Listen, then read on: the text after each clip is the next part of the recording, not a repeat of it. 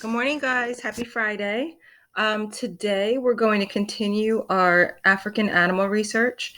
And if you remember, the last time we did it, you had to do your internet or you had to do your research from a book. And I recommended Epic because there were tons on each topic.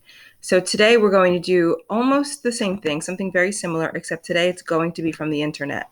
So remember that you are going to continue researching the same animal. So, whatever animal you chose from the one that you did your book research on, that's the one that you're going to do here. You're just gathering even more information about it. So you'll write the same animal on this line where it says the animal I'm researching is. And then this time there are a couple of different questions that I'm asking you to find out about your animal. And then and you're also just adding two more interesting facts. Over here, you can see that it changed, and instead of where it says book title and page number, it says which website you used and the web address. I'm going to show you how to use each of those. So I also shared a link to Kidtopia with you, and also just kind of sectioned it into the mammals part, so it's a little bit easier for you to find. So this is shared with you in Google Classroom, but when you click on it, it should pull up a page that looks like this. And there are tons of really awesome animal websites that once you're done, if you want to check out, there's San Diego Zoo again. Feel free. There's some really great information, some cool videos and pictures that I think you might like. But into the search, you can just type in exactly what you're looking for. So let's just go back. It says, what is the average size of your animal? So that's what I'm going to type into the search. If you remember, let me type mine in. I'm just going to make a copy again. This just makes sure that I'm not changing the document that you get and that I make all these changes on my own copy.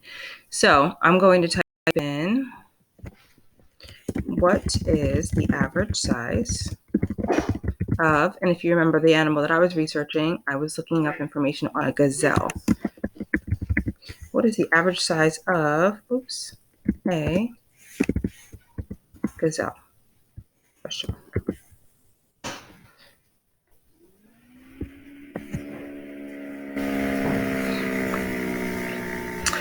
And if you remember from class, I know it's been a while, usually the first few websites are the best to get information from. You can click on it. Sometimes it has it right there, and it actually does. So it says the average lifespan in the wild is 10 to 12 years. So I'm going to go back into my document. And remember here, since we're just jotting notes, you don't have to write the whole sentence. I'm going to write 10 to 12. I'm sorry. That was for lifespan. 10 to 12 years. And then also, when it says which website did you use, please don't say Kidtopia. That's the name of the search engine. Same with Google. Google should never be the answer to where did you get your research. You use Google as a search engine, but then it brought you to a website. So you can see here that it says nationalgeographic.com. And actually, you can just highlight this whole web address. That's the link. With your cursor over the highlighted part, hold down Control. Remember, it's CTRL in the bottom left-hand corner of your keyboard. Control and then C will copy it. That's probably the easiest way to do it. And then you can just put it right here. Click, Control, and then V. We'll paste it in. And then the name of that website was, of course, National Geographic. So I was supposed to start with what is the average size. Let's go back. Okay, the average size, there we go. Height at the shoulder is 20 to 43 inches, and then weight is 26 to 165 pounds. So I'm just going to kind of use those numbers. Let's see if we can do and copy and paste from here. Highlight the whole thing, hold down Control, click C, and then you're going to click here. Let's see if it works. Control V. Ah, nice. You can actually just copy and paste it right in also. 20 to 43 inches, that's how long it is, and that's its weight.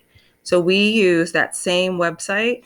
So I'm just going to copy and paste this. Make it easy for yourself. Hold down Control and C. Click in the box that you wanted to go in, Control and V, paste it in. Same thing for the web address. Control and V. Okay. Then it says interesting fact. So you can have fun with these two, guys. Find something that you think our friends would also think was interesting.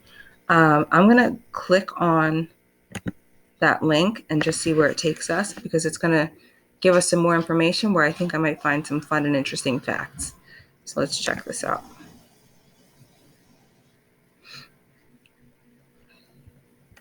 So, some great photos. They're really beautiful animals, huh? And then, oh, this is cool. So it starts off with just some like quick facts. What its common name is, that's the same type of gazelle that we learned about in Lions at Lunchtime. There's different types of gazelles, but this one is the same. A Thompson's gazelle has its scientific name. We know that it's a mammal now. Some of that information that we just researched. And then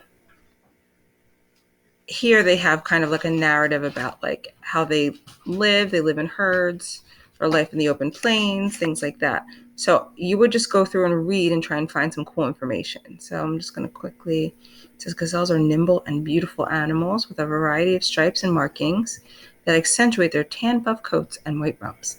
They also boast impressive ringed horns. It says after a pregnancy of about 6 months, female gazelles give birth to 1 or 2 young and hide them in the plains grasses. These infants will remain out of sight for days or even weeks. I think that's really interesting. So that's the one I'm going to use. I'm going to say gazelles give birth and hide their young in the plain grasses. So remember, you don't have to write in complete sentences. I'm going to say give birth and then hide their young in the grass. That's an interesting fact. Let's just double check where we got that. Also from National Geographic. It looks like it's the same link, so we can just copy and paste again. Control C, click where you want it to go, Control V. Smithsonian is also a really great one. I was going to ask that you use different websites. I don't know that you necessarily have to. I think as long as you have a website like National Geographic or Smithsonian, one that's reliable, and the web address, I think that's fine. And then you'll add the last interesting fact. And then that is it for, let me just type what I'm researching, your African animal internet research today. For writing, let's see what you have today. Forget what the prompt said. So it says spending so much time at home in social isolation brings up lots of feelings, and not all are the best. And again, grown-ups are feeling this too. Write a bulleted list, so you don't have to write in complete sentences, that brings up the best feelings for you. Not just feelings you're having now. Think about life before and after social isolation. So they give you a bunch of different examples. Maybe you've gotten a compliment, a hug from somebody that you love. Think about birthdays. It says warm cookies right out of the oven. So think about just things that give you good feelings. Maybe vacation, Christmas morning, anything like that. The last thing that I want to show you is how we're doing on Dojo. So remember, if you're putting in extra effort following directions, you earn 5 points. Completed work gets you 3. So here are our some rock stars who are doing really, really great this week. Caden and Annie, crushing it. Josh C, awesome job. Sierra is close up there, so awesome job to those guys.